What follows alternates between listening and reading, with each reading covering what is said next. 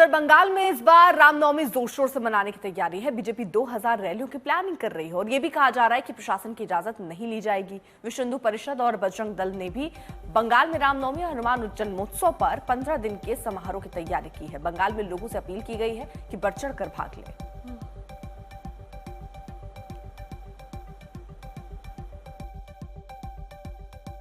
HP की कौन से प्लान्स है, प्रोग्राम्स है, कितने शोभा यात्रा आप लोग हर साल करते हो, इस बार कितने शोभा यात्रा करेंगे?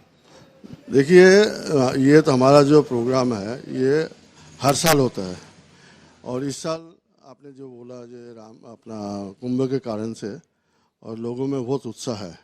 इस उत्साह के कारण से लोग स्वतः अपना इस जो शोभा यात्रा निकलती है उसमें आते हैं और हमारा जो जोर है जिस चीज़ पर वो है कि छोटी छोटी शोभा यात्रा गाँव में और जो रामचंद्र जी का जो आदर्श रामचंद्र जी का जो उद्देश्य जो था उसको जनता के अंदर में ले जाना।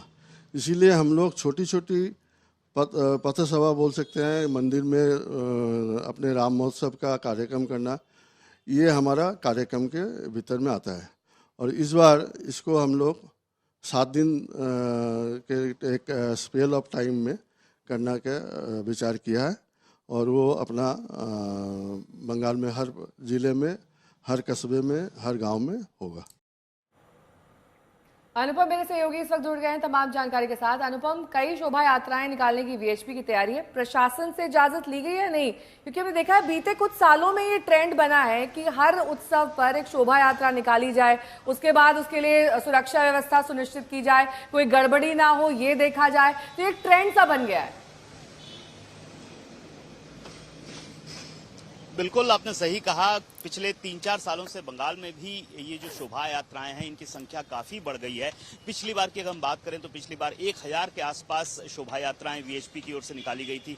इस बार भी 1000 से ज्यादा शोभा यात्राएं रामनवमी के अवसर पर पूरे पश्चिम बंगाल में वीएचपी की ओर से निकाली जाएंगी। इसके अलावा बीजेपी की ओर से भी बड़े पैमाने पर शोभा यात्राएं निकाली जाएंगी और जो बीजेपी के नेता हैं वो इन रैलियों में, इन शोभा यात्राओं में शामिल होंगे। हालांकि बीजेपी के जो लीडर ऑफ अपोजिशन शुभेंदु अधिकारी, अगर उनकी हम बात कहें तो उन्होंने साफ साफ कह दिया है और अपने कार्यकर्ताओं को भी कह दिया है कि हम कोई भी इजाजत प्रशासन से नहीं लेंगे। आपको जहां जैसे रैली निकालनी है निकालिए, क्योंकि प्रशासन की ओर से उनका दावा है कि एक परफॉर्मा दिया जा रहा है, उस परफॉर्मे को भरना पड़ेगा, उसी के मुताबिक शोभा यात्रा करनी पड़ेगी। जो बीजेपी की ओर से कहा गया है कि हम वो नहीं मानेंगे। तो ऐसे में प्रशासन की ओर से भी काफी मुस्तैदी इस बार दिखाई जाने वाली है।